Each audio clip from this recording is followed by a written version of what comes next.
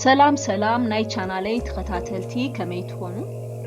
ናይ ሎማዓንታ አርእስተይ ማይ ንምስታይ ትክክለኛ ሰዓት መዓስዩ ዝብል መደብ ሒዘልኩም መፅየለኹ ሓቢርኩም ምሳይ ጽንሑ።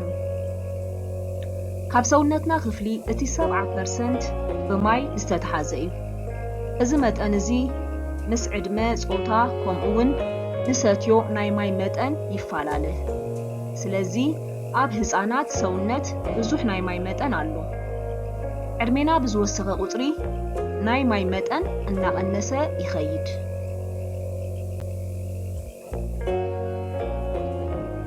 ማይ ብዙሕ ምስ ጥዕናና ዝተተሓዘ ስራሓት ኣብ ሰውነትና ክካየድ ይገብር። ከም ናይ ሰውነትና ሙቀት መጠን ምስትኽኻል፣ ካብ ሰውነትና ዘይጠቕሙና ነገራት ብሽንትን ሰገራን ንኽውገድ ምግባር፣ ወሃዮታትና ንኽሰርሑ ንሕጋዝ ዝኣመሰሉ ነገራት ይገብረልና ማይ ማለት እዩ።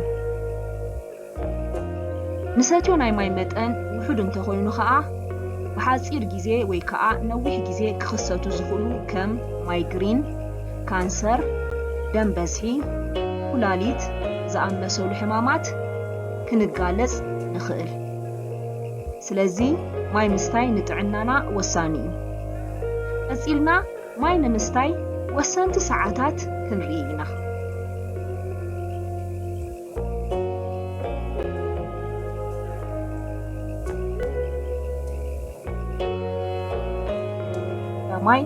ማይ ንምስታይ ወሳኒ ሰዓት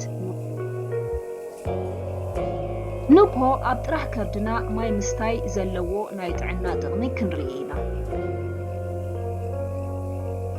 ቀዳማይ ክብደትና ንምቕናስ፣ ቦርጭ ከይወፀና ይሕግዘና። ካልእ ከዓ ናይ ምግቢ ምሕቃቕ ስርዓት ይሕግዝ። ምግቢ ምስ በልዕና ከየቕሕረና ይሕግዘና ማለት እዩ። ካልእ ንፀጉርናን ንቆርበትናን ይጠቅም።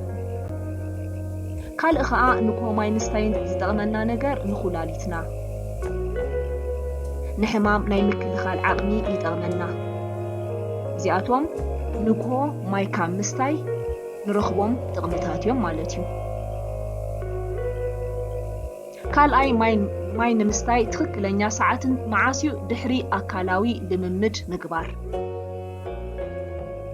ኣካላዊ ልምምድ ክንገብር ከለና ሰውነትና ስለ ዝርህፅ ኣብ ሰውነትና ኩሉ ዝግብኦ ናይ ማይ መጠን ስለ ዝውሕድ ማይ ክንሰቲ ኣለና። ስፖርት ክንሰርሕ ከለና ብዙሕ ረሃፅ ስለ ዘርህፀና ማለት እዩ።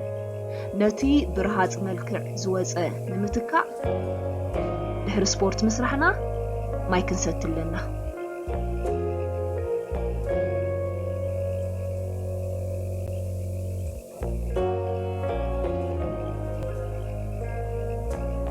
ሳልሳይ ማይ ክንሰትየሉ ዝግባእ ትክክለኛ ሰዓት 30 ደቂቃ ቅድሚ ምምጋብና። ማይ ምስታይ ንምግቢ ምሕቃቕን ንሰውነትና ጠቐምቲ ዝኾኑ ነገራት ካብቲ ዝተመገብናዮ ምግቢ ንምውሳድ ይጠቕመና። ካብቲ ዝተመገብናዮ ምግቢ ወሰንቲ ዝኾኑ ንሰውነትና ዝጠቕሙና ነገራት ናብ ደምና ገይሩ ከዓ ንኩሉ ናብ ሰውነትና ክፍሊ ንኽባፃሕ ይጠቕመና ማለት እዩ።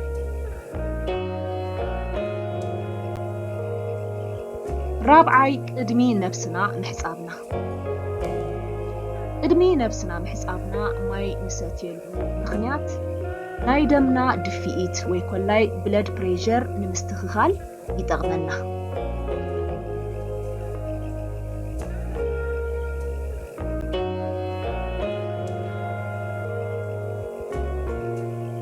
ሓምሻይ ማይ ንምስታይ ትክክለኛ ሰዓት ቅድሚ ምድቃስና ማይ ክንሰቲ። ምክንያቱ ሰውነትና ብድቃስ ኣብ ዘሕልፎ 8 ሰዓታት ምንም ዓይነት ማይ ስለ ዘይንወስድ ንዕኡ ኣቐዲምና ንምትካእ ምድቃስና ማይ ክንሰቲ ኣለና። ካልእ ማይ ክንሰትየሉ ዝግባእ ትክክለኛ ሰዓት ድኻም ክስማዓና ከሎ። ብተፈጥሮ ሰውነትና ካብ ሕማም ናይ ምክልኻል ዓቕሚ ኣለዎ።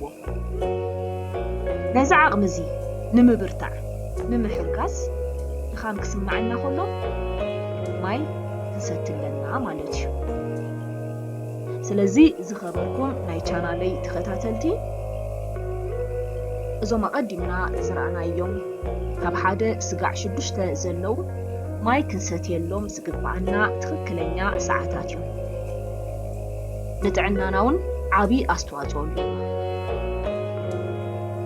بزغربكو مدب استسمعكم سمعيت زلكم رئيتو أبكم صحافو لي لايك شير سبسكرايب مبار كي ترسعو حابيركم نسايس لزقناحكم أزئي زمسكن يغني لي القصة لاي وخالي مدب كنراخبينا سلامكم